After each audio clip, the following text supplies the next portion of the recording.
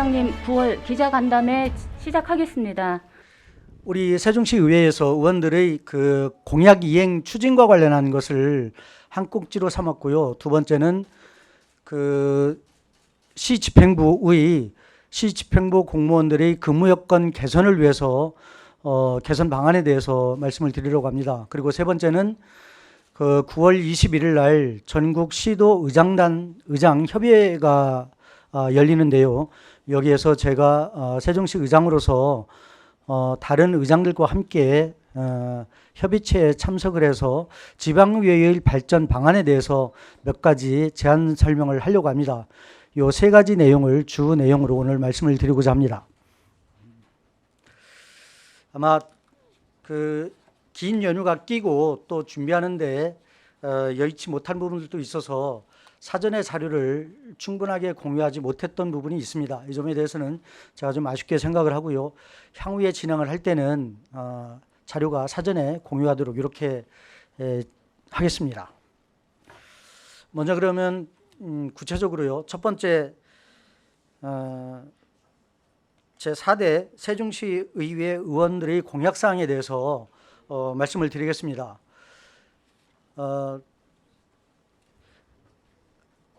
공약 이행 추진단을 구성을 해서 운영을 하려고 합니다.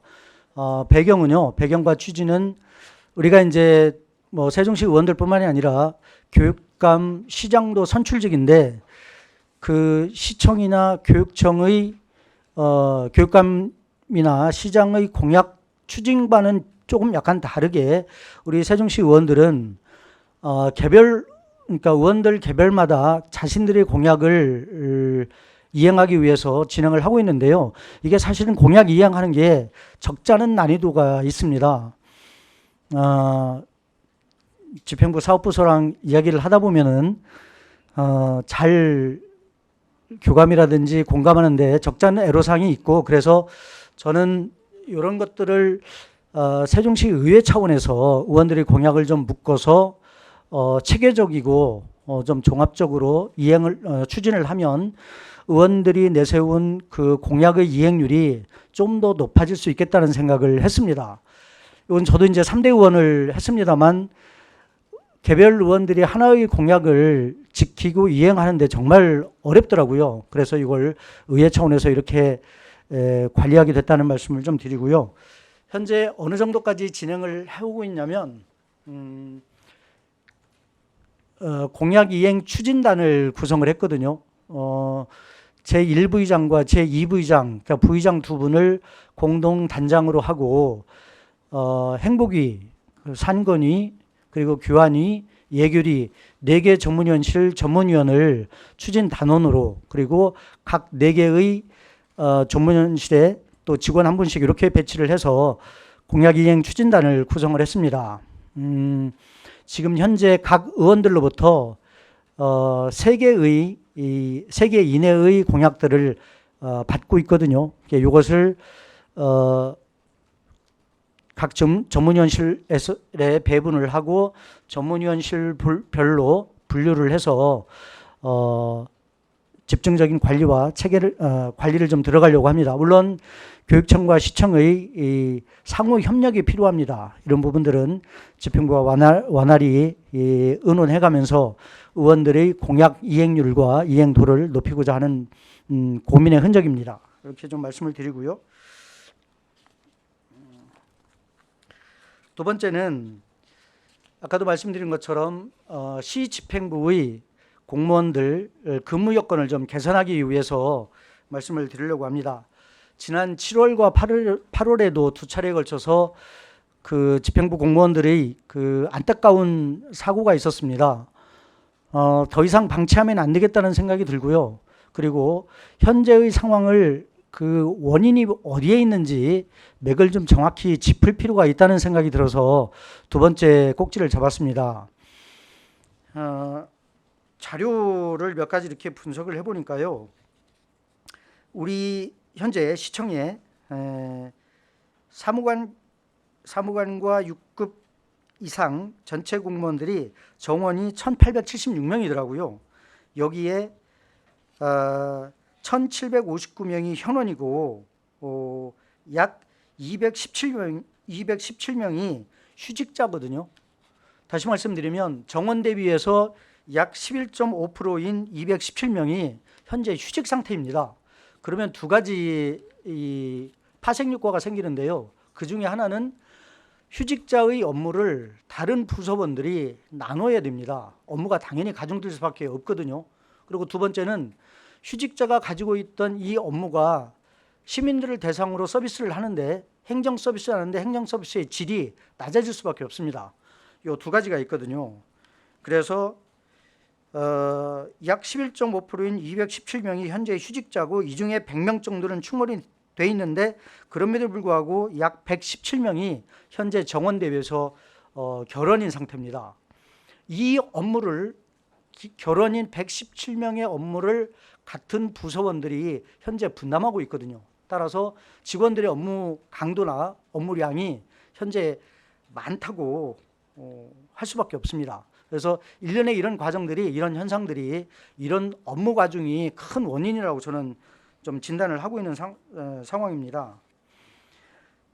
관련해서 두 번째 말씀을 드릴 건 그 2020년 대비해서 21년 상반기, 21년 후반기, 22년 상반기 이렇게 보면은 휴직자의 비율이 상당히 높아지고 있어요. 다시 말씀드리면 휴직자는 증가하는데 휴직자에 따른 인력 충원은 잘 안 되고 있다는 거죠. 다시 말씀드리면 부서원들의 업무 강도는 여전히 세지고 있고 이 강도가 점점 커지고 있다, 높아지고 있다 이렇게 말씀드릴 수가 있습니다. 근데 원인이 어디에 있나 이렇게 좀 분석을 해보면요, 아마 언론 여러분들도 잘 아실 것 같은데요, 기준인건비라고 하는 개념과 그 기준 정원이라는 개념 두 가지가 있지 않습니까? 근데 행안부에서는 기준인건비를 책정을 해서 우리 시에 이제 넘겨줍니다. 우리 시뿐만이 아니라 전국 시도에. 그런데 우리 시 같은 경우에는 행안부가 제시한 기준인건비를 100% 소진을 하지 않고 있는 상황이거든요. 19년도, 20년도에 보면은 19년도에는 약 89%, 20년도에도 88%, 21년도에는 89.5%가 집행률입니다. 이 얘기는 무슨 얘기냐면 행안부가 제시한 기준인건비의 100% 가까이 소진을 해야 인력 충원이 좀 가능함에도 불구하고 우리 시는 인력 운용에 있어서 매우 소극적이고 보수적이라는 것이죠. 다시 말씀드리면 21년 기준만 하더라도 약 290억 정도가 남는데 290억이면 6급 이하 공무원들 평균에서 약 1년 연봉이 1억이 안 되거든요. 1억 잡는다고 하더라도 아무리 보수적으로 잡아도 100명 내지 150명 정도의 인력을 더 충원할 수 있는 상황이거든요. 근데 우리 시는 다른 시도에 비해서 기준인건비의 집행률이 상당히 높다. 따라서 현재의 업무 강도를 완화할 수 있는 어쩌면 기존 제도 내에서 유일한 방법은, 그리고 효과적인 방법은 기준인건비액을 100% 가까이 소진할 수 있도록 인력 운용을 짜는 것이 매우 중요하다 이렇게 말씀드릴 수가 있습니다. 그래서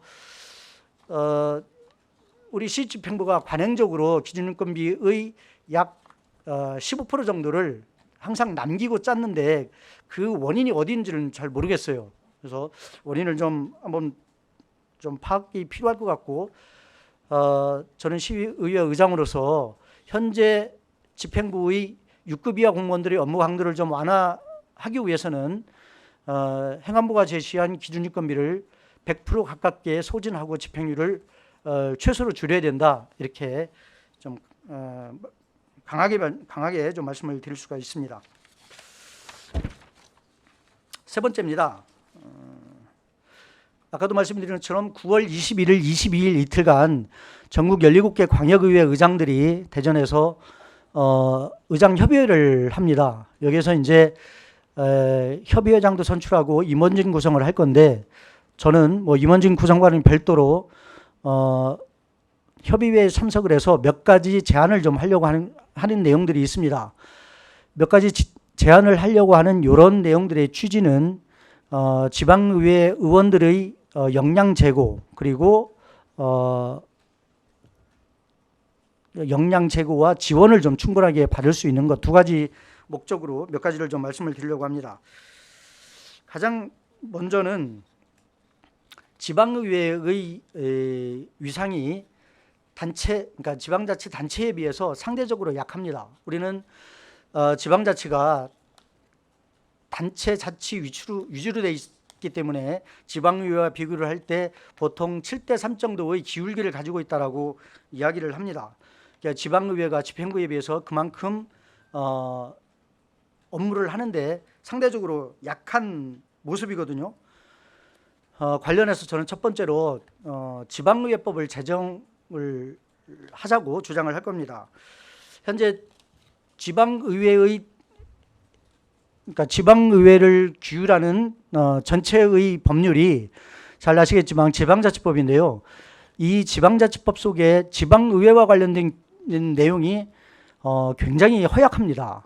이것을 차제에 지방자치법을 전면 개정을 해서 지방자치법과 지방의회법으로 양분해서 법 체계를 좀 명확히 하는 게 좀 필요할 것 같고요. 좀 부연 설명을 드리자면 300명의 국회의원들의 준급법인 국회법이 있거든요. 그런데 전국의 기초광역의원들이 약 3,860명 정도 되는데 지방의회법이 없습니다. 그래서 이것은 반드시 필요한 부분이고요. 최근에 이제 더불어민주당에서는 그 당 지도부 선출을 했었는데 당 지도부에서도 지방의회법 제정에 상당히 공감을 갖고 있고 다수당이 이기 때문에 아마 좀 실현 가능성이 매우 높다라고 저는 보고 있습니다.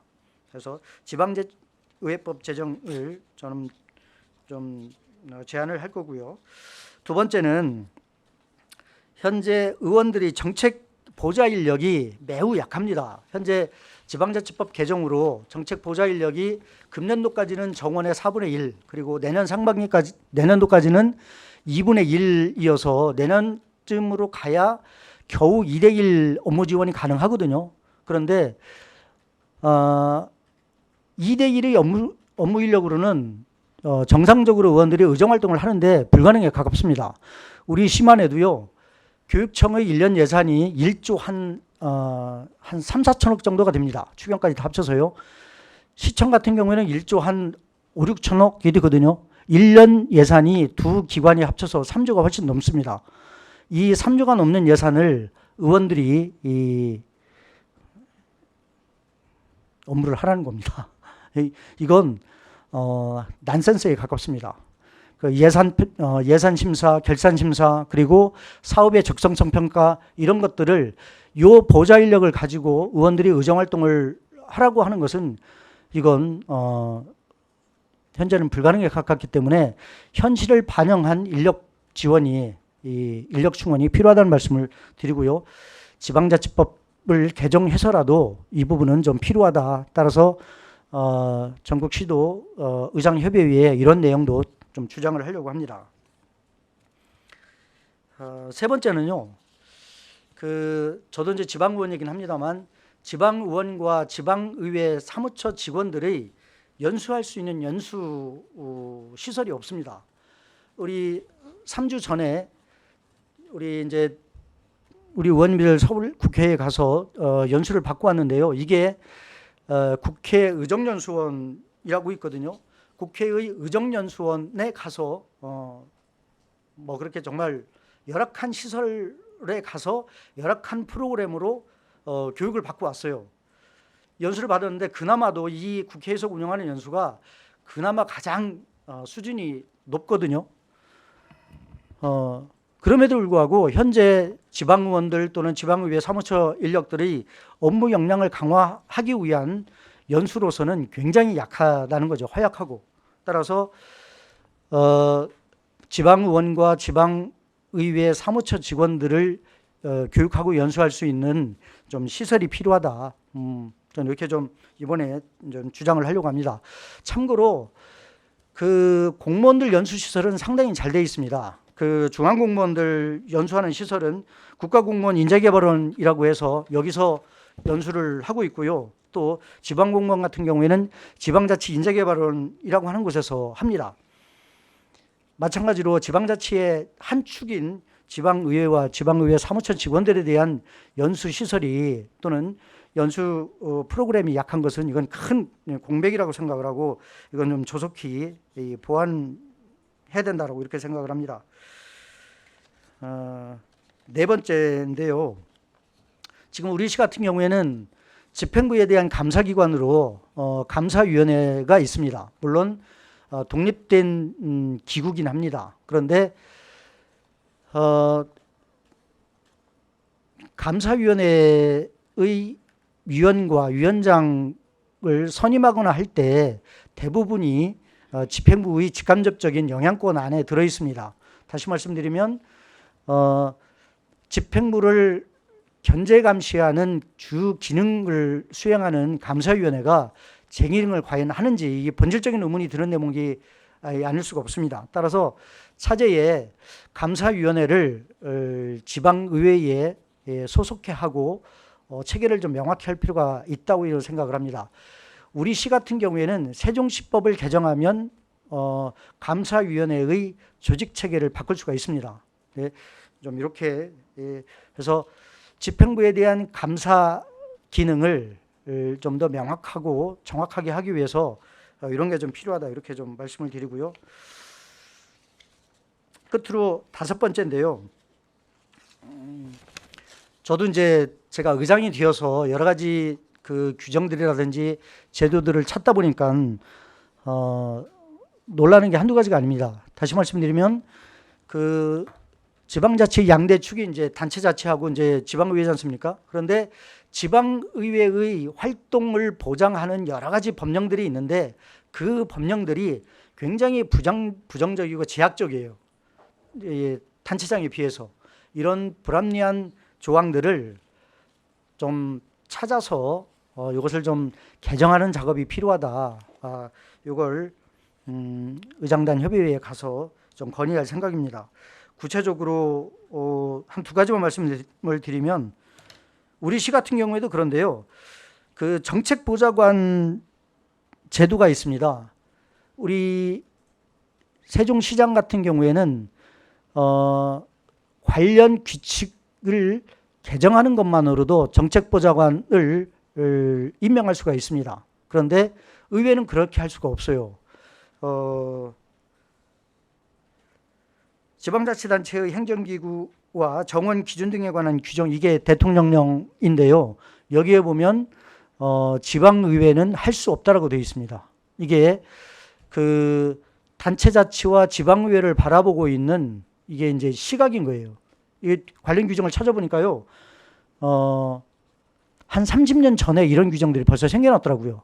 그러니까 지방의회를 바라볼 때 그 굉장히 이제 부정적으로 이렇게 처음부터 세팅을 해놓은 거죠. 이런 것들을 지금 지방자치 30년이 넘었는데 여전히 이런 불합리한 제도들이 규정들이 아직도 있다는 것은 한편으로는 지방의회 구성원을 또 각성을 해야 되고 이건 제도적인 차원에서 좀 균형을 맞출 필요가 있다 이렇게 좀 말씀을 드리겠습니다. 그렇게 해서 지방의회의 위상 강화와 지방의원들의 역량 강화를 위해서 제도 개선과 보완이 필요한데 이 다섯 가지를 저는 꼽고 있고요. 이걸 회의에 가서 좀 건의 또는 제안을 할 생각입니다. 이렇게 좀 말씀을 드리겠습니다. 세 건의 주제에 대해서 구분 없이 질문을 해주시기 바랍니다. 프레시안 김기철 기자입니다. 그 공약 이행도 좋고 그다음에 연수할 수 있는 기회와 공간도 필요하다는 것 좋고 다 좋은데 의원들이 그 권리를 주장하는데 의무를 다하지 않는 것은 문제가 있다고 생각합니다. 예를 들어서 지난번에 국회 사무처에서 했던 연수에 국민의힘 소속 의원 3명이 불참을 해가지고 제가 보도를 했었는데요. 그때 그 반론권을 줬을 때 그 의원들의 공통된 답변은 의회 사무처에 우리 세종시 의회에서 31일 날 연수가 있기 때문에 거기 참석하겠다 이렇게 답변했어요. 그래서 제가 31일 날 오후에 이 자리에서 연수가 있었는데 오후 3시 반에 왔더니 절반 이상이 자리를 비웠었습니다. 그리고 이제 사무처 직원들이 연락을 하고 하니까 이제 뛰어오고 난리가 났는데 끝내 두세 명은 안 왔어요. 그 중에는 운영위원장도 포함되어 있었습니다. 자, 그렇다면은 아무리 좋은 프로그램을 만들어도 여기 지금 기자간담회인데 기자들이 안 오면 아무 의미가 없듯이 의원들의 이 뭐랄까요, 마인드라고 할까요? 이거에 대해서는 의장님께서 뭐 교육을 시키든 뭔가 있어야 될 것 같은데 의원들의 이런 그 행동에 대해서 어떻게 생각하시는지 여쭤보고 싶습니다. 예, 질문 주셔서 감사합니다. 그리고 지적하신 부분 아프게 받아들이겠습니다. 말씀하신 것처럼 국회 연수가 이제 4박 5일 동안 있었고요. 바로 이어서 이틀 동안이 우리 이제 의회 자체 연수가 있었습니다. 공식적인 연수이니만큼 또 의원들이 역량 강화를 위한 연수이니만큼 참석해서 연수를 하는 것이 저는 당연한 도리라고 이렇게 생각을 합니다. 물론 개별적인 사정이 있을 수는 있겠습니다만 연수는 받는 것이 본인을 위해서든 또 우리 세종시 의회를 위해서든 그리고 궁극적으로는 시민들을 위해서든 필요한 부분이라고 생각을 하고요. 아마 뭐 부득이하게 불참한 의원들도 다음 연수 기회가 있을 때는 꼭 참석을 해서 잘 진행하리라고 이렇게 생각을 하고 있습니다. 다시 한번 이런 점들을 공유토록 하겠습니다. 네, 다음 질의하실 기자님. 네, 뉴스핌 홍근진입니다. 네, 저는 주제별로 하나씩 질문을 드리겠는데요. 우선 공약 사업 관련해서 공약 이행 추진단을 꾸려서 운영하시겠다고 했는데 의원별로 지금 3개씩 그 공약을 받으시는 걸로 말씀을 하셨어요. 근데 의원에 따라서는 또 그 이상 되는 분들도 있거든요. 그럼 그 부분은 뭐 이걸로 그냥 면죄부를 주시겠다는 건지 아니면 별도로 개인이 처리를 하시겠다는 건지 궁금하고요. 두 번째, 시 공무원들 근무 여건 관련해서 기준 인건비를 조정을 해서 해결하시겠다고 말씀하셨는데 아까 설명 중에 2020년도 하반기부터 올해 상반기까지 휴직자가 늘어났다고 그랬는데요. 사실은 그 기간이 지금 코로나 기간이거든요. 근데 왜 그럼 휴직자가 늘어났는지에 대한 원인 분석은 해보셨는지, 물론 기준 인건비 조정하고 인원 조정해 주시는 것도 좋지만 휴직자가 늘어나는 이유가 또 특히 코로나 기간에 왜 그렇게 많이 늘어났는지, 그거를 조정해야 될 필요는 없는지에 대해서 분석을 해보셨는지 궁금하고요. 마지막으로 의원들 활동에 대해서 지원해 주시겠다는 건 좋은데 또 감사위원회에 대해서 독립성이나 뭐 이런 걸 위해서 법을 개정해서 의회 산하로 들어오게 하고 싶다 이런 의도신 것 같은데 이런 여러 가지들이 지금 여러 불비되어 있는 제도가 많죠. 이게 사실은 저는 제 생각인지 모르겠는데 인사청문회 제도를 좀 철저하게 도입을 하면 감사위원이 됐든 아까 말씀하신 지방의회에 대한 뭐 정책 보좌관이 됐든 정책 보좌관도 인사청문회를 통해서 뽑을 수 있는 거고 또 지금 문제가 되고 있는 각 산하 기관, 공사나 공기업에 대한 인사청문회도 지금 안 하고 있거든요. 이번 시장님도 지난번 인수위원회에서 질문을 드렸더니 도입을 안 하시겠다는 의사를 표현을 하셨어요. 근데 이게 굉장히 필요한 거거든요. 우리 시만 지금 전국 7개 시도 중에 안 하고 있는 걸로 알고 있는데 그 부분을 의회에서 좀 강하게 하셔야 되는 거 아닌가 하는 생각이 드는데 예, 그 3가지 질문 드리겠습니다. 예, 질문 감사합니다. 먼저 그 공약 이행과 관련해서는요. 아마 의원님들이 제시한 공약이 3개 이상이 대부분일 거예요. 저도 마찬가지거든요. 그런데 일단 3개로 제안을 했습니다. 3개는 그러니까 일단 의원님들에게는 1, 2, 3순위 순위를 정해서 3개의 공약을 좀 제출하라고 했고요. 그러면 이제 뭐 4개, 5개인 사람들은 어떻게 하느냐? 이것은 개별 의원님들이 좀 진행을 하시라고 이렇게 구별을 좀 했습니다. 그 취지는요. 일단은 예를 들어서 공약이 뭐 3개인 분도 있고 5개인 분도 있고 또는 뭐 7개인 분도 있을 거 아니에요. 그러면 본인들이 가지고 있는 공약을 전부 다 제출받으면 이건 형평성 차원도 있고요. 그래서 일단은 임기 내에 꼭 실현하고 싶은 공약 순위를 정해서 1, 2, 3순위로 제출하라고 이렇게 좀 선을 그었고요. 더 필요한 부분들은 개별 의원님들이 진행을 하시고, 물론 이제 다 또 유기적인 관계 속에서 진행을 할 건데 일단은 선은 그렇게 그어놨습니다. 그렇게 말씀을 드리고요. 두 번째, 근무여건 개선과 관련해서 그러니까 20년부터 21년, 뭐 22년 요 사이에는 지금 말씀하신 것처럼 코로나 상황이긴 합니다. 그런데 휴직자 수가 지속적으로 증가를 했거든요. 여기에 코로나 상황과 어떤 관련이 있는지는 아직은 파악을 못했습니다. 그러니까 제가 이렇게 문제 제기를 하고 하는 것도 사실은 공론화한 것이 처음이긴 합니다. 그래서 저도 문제 제기를 하고요. 시에서도 기존처럼 관행적으로 기준인건비 집행을 하고 있는 이런 관행을 좀 벗어나서 편성할 수 있음에도 불구하고 하지 않는 이유가 뭔지를 좀 되짚어보고 우리 의회에서도 좀 찾아볼 겁니다. 그래서 가급적이면은 기준인건비를 100% 가까이 소진할 수 있도록 이렇게 유도하는 게 저의 의도고 취지입니다. 그 말씀을 좀 드리고요. 그리고 이제 인사청문 제도인데요. 뭐 잘 아시는 것처럼 전국 17개 광역 단체 중에 우리 시만 유일하게 인사청문 제도를 진행하지 않고 있거든요.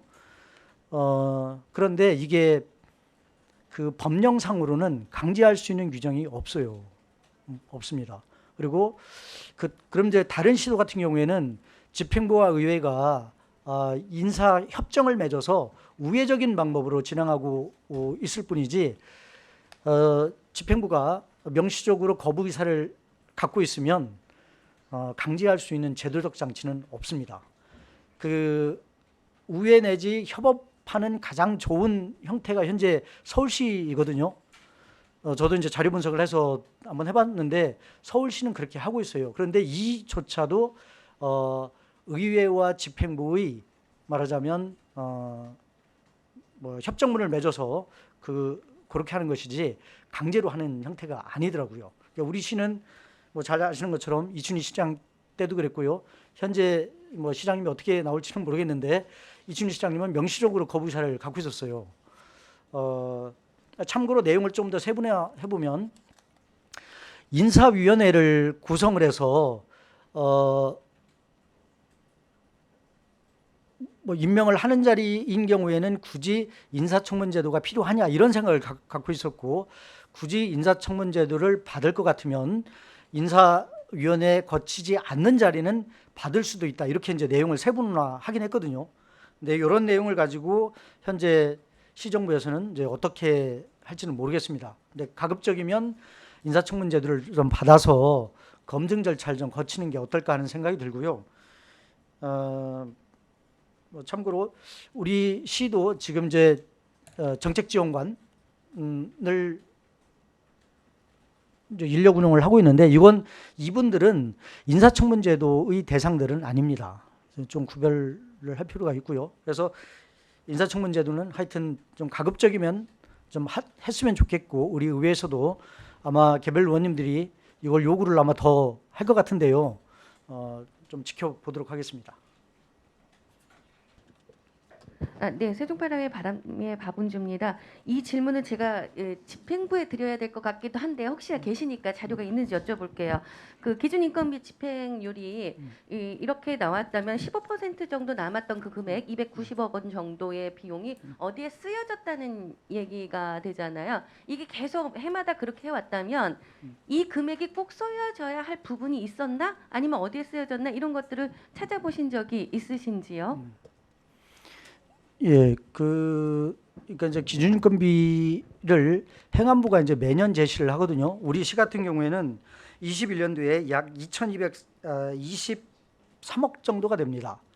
근데 이제 집행률이 약 한 86.8%, 약 15% 정도가 이제 집행 잔액이 남은 셈인데요. 이것은 그 실제로 예산 금액이 그 행안부로부터 우리 시로 오는 개념이 아니고 행안부가 제시한 게 2,223억이라는 거고 요 기준액을 가지고 우리 시는 인력 운용을 85% 선으로 하고 있다는 거죠. 다시 말하면 15%의 집행자력이 남는데 요 돈이 이 우리 시에 어딘가에 있다는 개념은 아닙니다.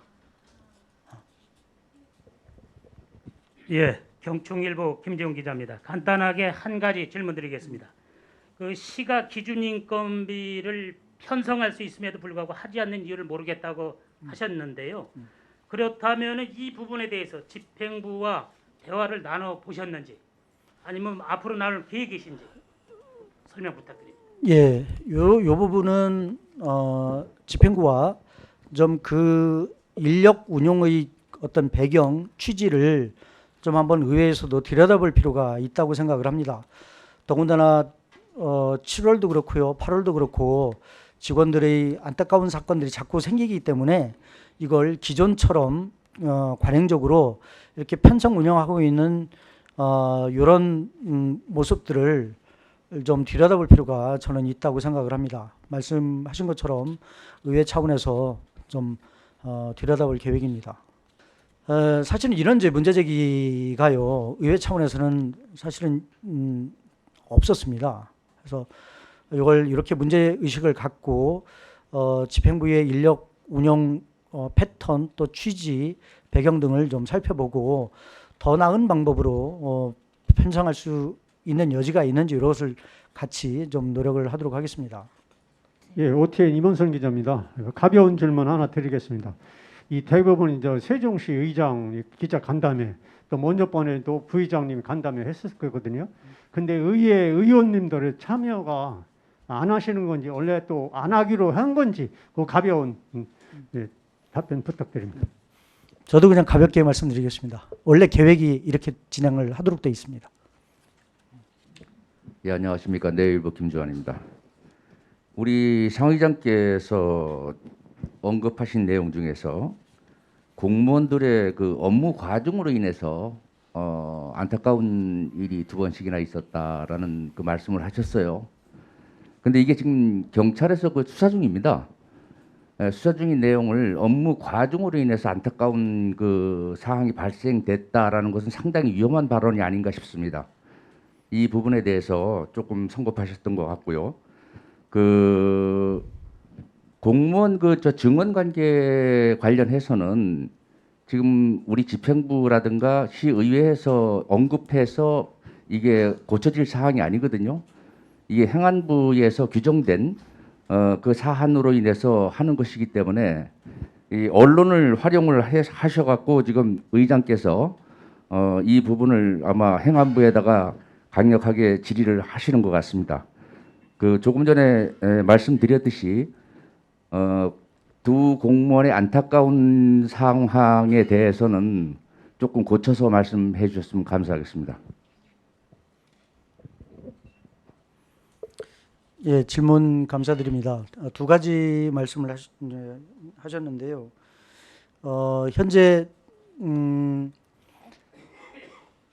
원인에 대해서는 다각도로 파악을 하고 있는 걸로 저도 잘 알고 있습니다. 물론 여러 가지 이제 복합적인 사유가 분명히 있을 거고요. 다만 여러 가지 이유들 중에 저는 업무 과정도 한 이유라고 생각을 합니다. 제가 말씀드리는 이유는 두 가지가 있거든요.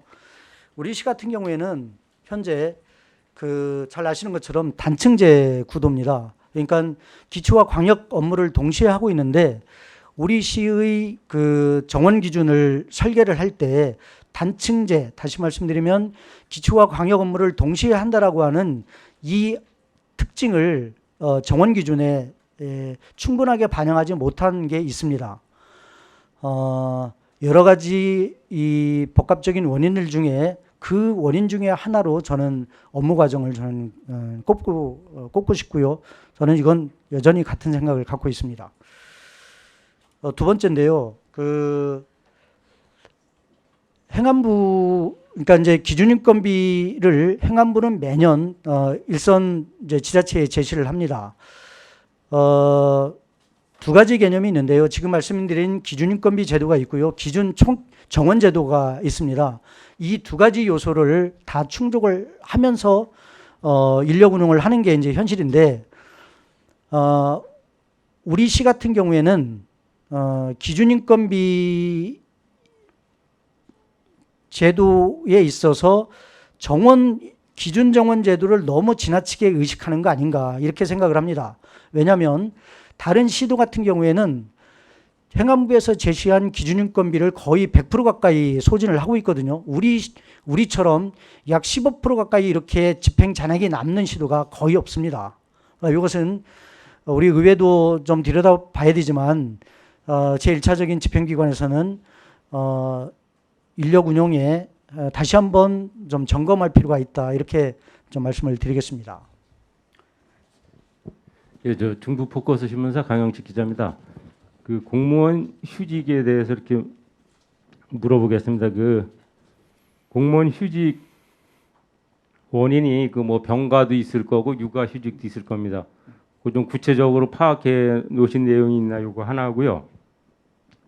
그 신규 공무원이 그 공직을 떠나는 현상이 이게 전국적인 현상입니다.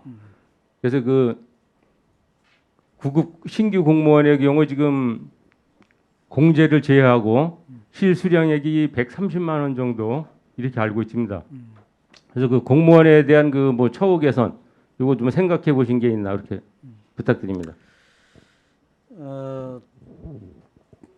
이제 세 가지 말씀을 하셨는데요. 그 세 번째 것은 제가 감당하기에는 주제가 너무 커서 좀 양해를 해주시면 그 두 가지인데요. 휴직자 중에 구체적인 사유를 좀 파악한 게 있냐인데 자료가 있어요. 근데 제가 이 자리는 가져오지는 않았습니다. 사실은 들여다보진 못했거든요. 참고로 이렇게는 말씀을 드릴 수가 있어요. 그 육아휴직자가 이전에 비해서는 상당히 늘어나고 있습니다. 그 심지어는 예전에 이제 여성들이 육아휴직을 주로 했었는데 남자 공무원들도 상당히 많이 하고 있거든요. 그리고 이전에는 가정의 여건들을 감안해서 가족의 누군가가 돌볼 수 있으면 육아휴직을 되도록이면 안 하는 분위기였는데 요즘에는 되도록이면 하는 분위기입니다. 아마 휴직자의 증가는 이런 것도 영향을 미친다고 제가 이제 보고 있는데 구체적으로 어느 분야에서 몇 명이 어떻게 증가하는지는 자료를 한 번 더 분석을 해봐야 될 것 같습니다. 두 번째인데요. 신규 공무원들의 이직률이 지금 말씀하시는 것처럼 점점 증가한다고 언론에 나오고 있습니다. 이게 이제 공무원들의 선호도, 직업으로서의 선호도 저하까지 연결되는데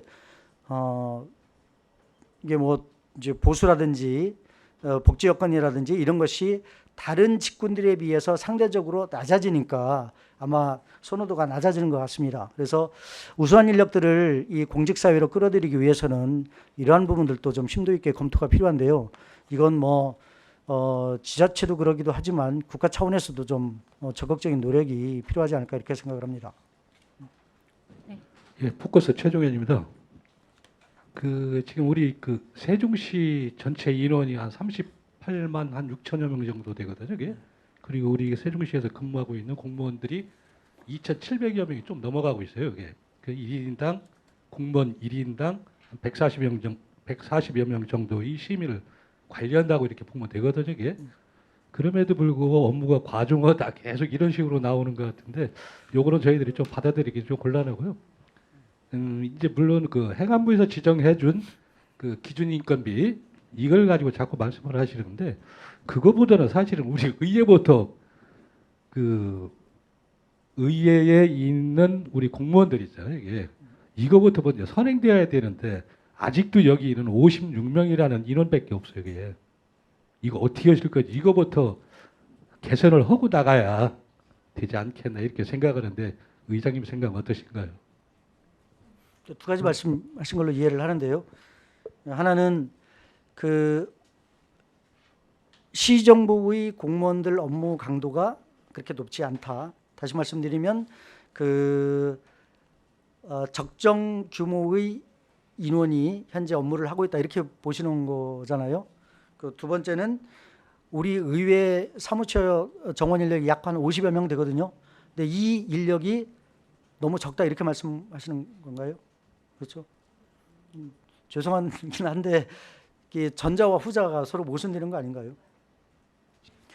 정확하게 표현하셨다고 보고요. 저도 굉장히 공감을 합니다. 그러니까 뭐 집행부도 뭐 일단 저 말씀을 드릴 건데요. 우리 사무처 인력도 정원을 현재는 못 채우고 있습니다. 근데 못 채우는 이유 혹시 파악하고 계신 게 있으세요? 우리가 조직권이 없기 때문에요. 집행부가 인력을 안 주면 우리가 자체적으로 인력 운영을 할 수가 없습니다. 우리 계속 하고 있죠. 우리 뭐 사무실장님 계신가요? 집행부에 대해서 계속 하고 있죠. 똑같은 말씀인데요. 집행부가 인력을 안 주면 우리가 자체적으로 인력을 보강할 수가 없어요. 그러니까 이번에도 이제 그 시에서 정원조례 개정안이 의회로 넘어왔거든요. 넘어오기 전에 정원과 관련해서 우리 의회의 입장을 이제 집행부에 이제 보내고 협의를 했습니다.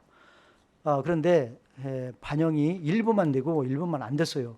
그러니까 요구한 내용 중에 하나가 지금 사무관 인력을 더 달라는 거였는데 우리가 요구한 것보다 적게 왔어요. 그러니까 결정권이 저쪽에 있기 때문에 우리가 의회가 독자적으로 인력 증원을 할 수가 없는 구조입니다. 그건 좀 사무관뿐만 아니라 정원을 채우는데 현재 정원 대비 현원이 갭이 있는 것은 그 원인이 있다고 이렇게 말씀을 드리고요. 현재 시 공무원들이 현재 규모로서는 적정하게 정수가 있다라고 이렇게 보시는데 그 부분에 있어서는 저하고는 견해가 좀 다릅니다. 아까도 말씀드린 것처럼 우리 사무처의 인력이 필요한 것만큼 집행부도 인력이 필요합니다. 그러니까 의원들도 그러니까 우리 이제 시가 단층제 구조이기 때문에 광역과 기초일을 다 하잖아요. 의원들도 기초와 광역일을 동시에 하고 있어요. 집행부 공무원들도 마찬가지거든요.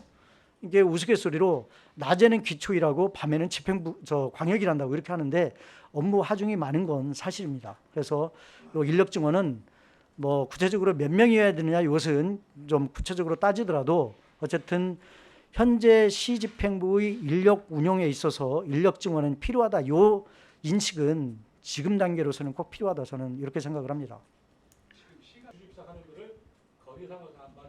네, 말씀 주신 거 정말 많이 공감을 하고요.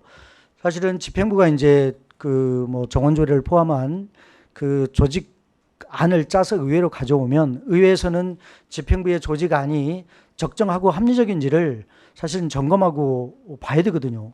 그런데 현재까지는 그렇게 하지 못하고 있는 게 현실입니다. 그래서 저는 좀 바람이 있다면 집행부의 조직 진단을 좀 전문기관에 의뢰를 해서 한번 할 필요도 있다고 이렇게 생각을 합니다. 그렇게 답변드리겠습니다. 네, 다음 질문 받겠습니다. 네, 동양일보 신서희 기자입니다. 그 공약 이행 추진단 관련해서 질문 드리겠는데요.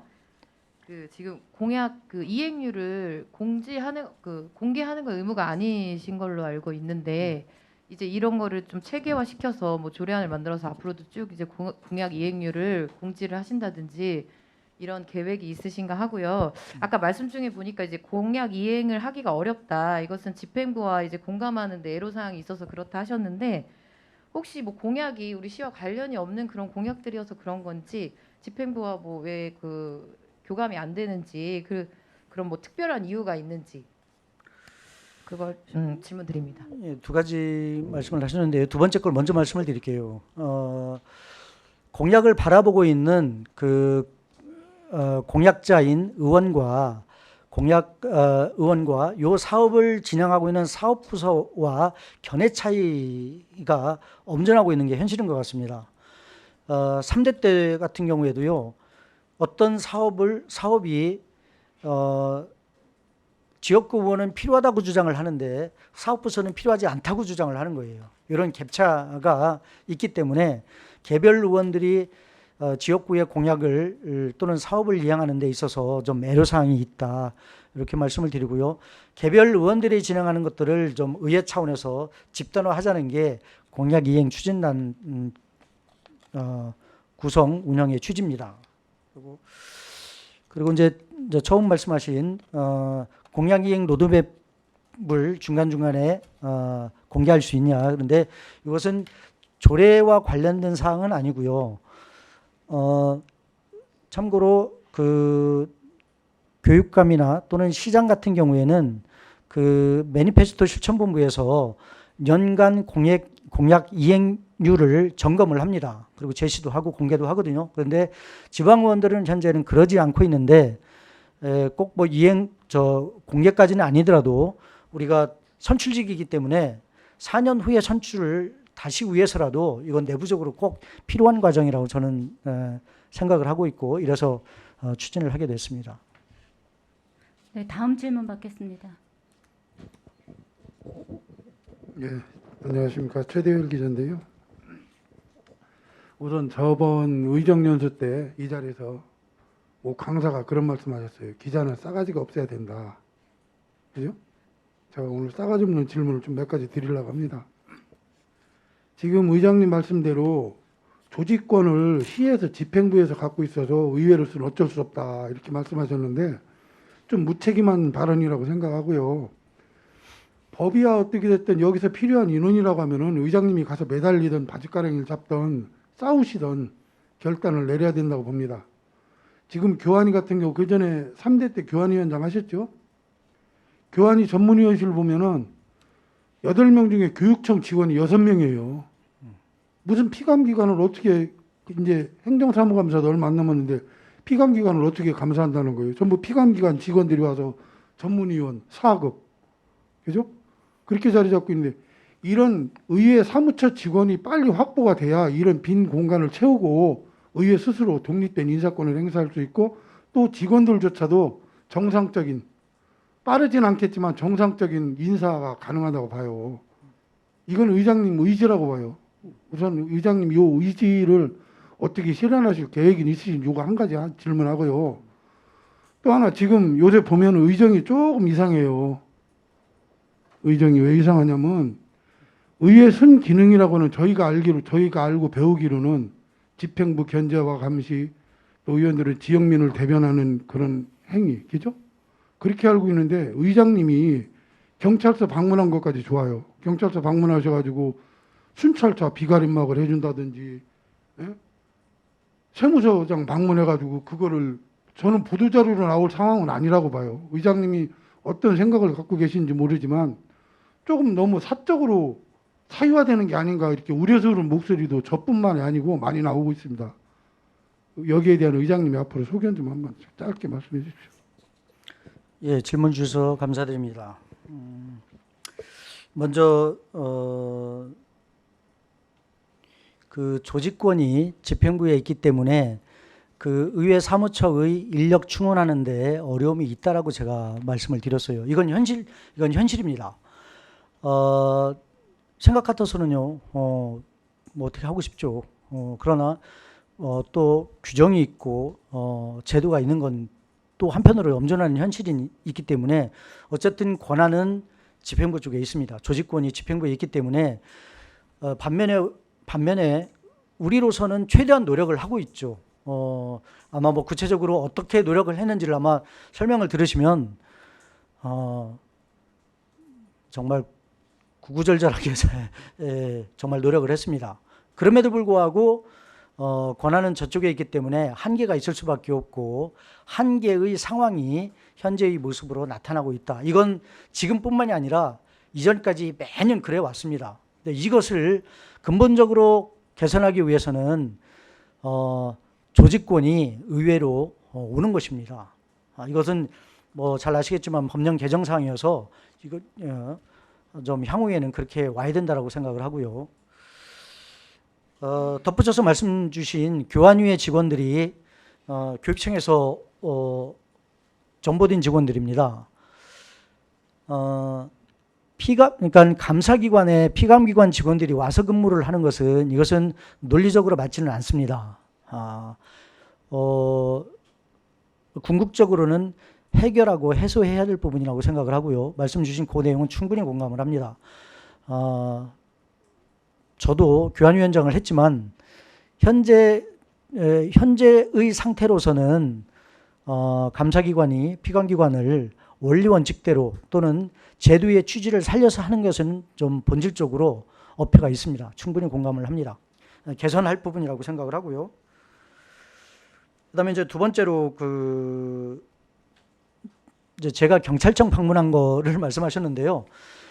제가 경찰청 방문한 것은 을지 훈련 기간 중에 유관기관들 그 격려 차원에서 방문을 한 겁니다. 이건 충분히 있을 수 있는 일이고요. 가능한 겁니다. 그렇게 말씀을 드리고요. 비가림막을 말씀하셨는데 이것은 경찰청 방문해서 나온 얘기가 아니고 제 기억으로 뭐 정확한지는 모르겠습니다만 경찰청장인지 아니면 뭐 북부선지 남부선지 두 서장님 중에 한 분이 그 의장실 방문했을 때 건의한 내용입니다. 이걸 검토해서 가능하다고 답변을 드린 내용입니다. 이렇게 말씀드릴게요. 세종방송 이병기입니다. 그 의장님께서 마지막 부분에 이제 그 21일, 22일 대전에서 있는 이제 의장 협의회에 참석하실 내용을 5가지를 준비하셨다고 말씀하셨는데요. 제가 알고 있기로는 17개 광역 시도 의장분들이 굳이 소속 정당으로 따지면 여당 쪽 의장들이 많으시죠. 네. 말씀하신 부분 중에 특히 지방 의원들이나 사무처 직원들 연수 시설이 필요하다 이 말씀을 하시니까 세종시에 있는 지방자치회관의 그 과정들이 생각이 납니다. 제가 여쭤보고 싶은 거는 뭐 지금 그 의장단 소속 정당 수는 좀 상이하지만 지금 말씀하신 이 5가지를 실현 가능하게 결의를 이끌어내기 위해서는 어쨌든 회장단 새로 구성되는 회장단의 의지가 필요하다고 보는데 그 부분이 가능할 걸 보시는지 그리고 의장단 구성이 어떻게 될 것인지 거기에 이 부분들을 결의해내기 위해서 직접 회장단에 참여하실 의향이 있으신지 의장님께 여쭤보고 있습니다. 예, 이제 광역 이제 17개 중에요. 국힘 소속의 의장이 11분이고 민주당 소속의 의장이 6명이더라고요. 근데 관례적으로 다선인들 위주로 의장단 예를 들어서 뭐 협회장을 한다거나 이렇게 이제 선수 위주로 구성을 해오고 있는 게 현재 관행이라고 합니다. 그래서 재선인 제가 현실적으로 뭐 가능성은 매우 낮고요. 다만 그것과는 별개로 제가 생각할 때 이런 것 제가 아까 말씀드린 요 5가지 내용들은 지방의회의 역량 강화와 의정 활동을 하는데 꼭 필요한 부분들이라고 생각을 해서 이건 제가 건의를 좀 하려고 합니다. 이게 뭐 몇 가지나 받아들여질지 또는 몇 가지나 공감할지는 모르겠어요. 근데 저는 요 5가지를 정말 자료 준비를 많이 해서 공감할 수 있도록 이렇게 좀 제안을 하려고 생각을 합니다. 제가 마지막으로 질문하게 되네요.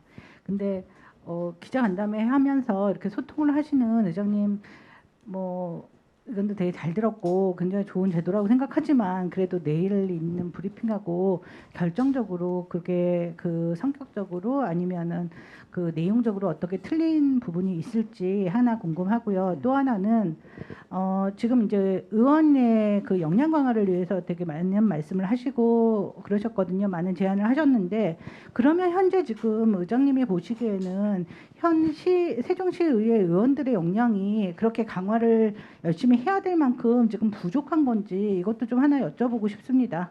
2가지 여쭤보겠습니다. 2가지 말씀하셨는데요. 오늘 이렇게 진행하고 있는 게 이제 의장 간담회거든요. 내일 진행하는 것은 의정 브리핑입니다. 본질적 차이점은 아까 제가 말씀드린 대로 의장 간담회는 현재 현안과 관련된 것들 또 그 특정 소관 상임위에 소속되지 않고 여러 개 섞여 있는 것들 이런 걸 위주로 제가 의장인 입장에서 견해를 피력하고 하려고 의정 간담회를 진행을 하는 거고요. 내일 있을 의정 브리핑은 정례회와 임시회를 포함한 회기가 있을 때 회기에 앞서서 회기의 내용을 구체화하는 겁니다. 그렇게 좀 차이점이 있다는 말씀을 좀 드리고요. 두 번째로 역량 강화를 할 만큼 좀 필요하냐. 근데 저는 우리 의원 4대 세종시 의원들뿐만이 아니라 3대 때도 그랬고요. 역량 강화라고 하는 보통 명사는 계속 써왔습니다. 그러니까 그 교육은 또는 연수는 받으면 받을수록 저는 좋다고 생각을 합니다. 그런 차원에서 국회 연수 또 우리 자체 연수도 했고요. 향후에도 그런 계획들을 또 일련의 일정들을 좀 꾸준히 진행을 하려고 합니다. 근데 이런 것들은 우리 시 의회뿐만이 아니라 다른 시도 의회도 지속적으로 하고 있는 내용이에요. 그래서 하면 할수록 참 좋다고 생각을 합니다. 네, 이상으로 질문과 답변 시간을 모두 마치겠습니다. 이상으로 기자 간담회 모두 마치도록 하겠습니다. 함께해 주신 언론인 여러분 감사를 드립니다.